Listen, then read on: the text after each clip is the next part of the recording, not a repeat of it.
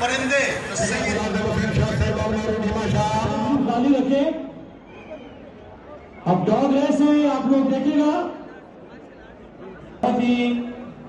अपने जान के साथ किए हुए। मेरा नाम अब्दुल गनी है और मैं यहाँ पर आया हूँ।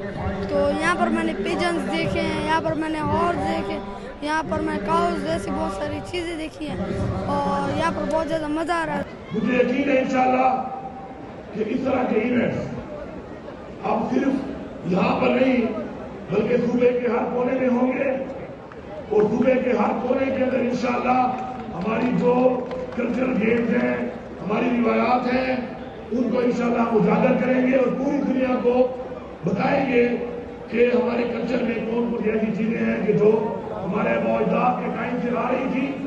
हम तो उनको जानते हैं लेकिन दुनिया नहीं जानती और दुनिया को हम कैसे ये चीज प्रमोट करके बताएंगे जब हम ऐसे इवेंट्स करेंगे और हम इन चीजों को ऑन करेंगे।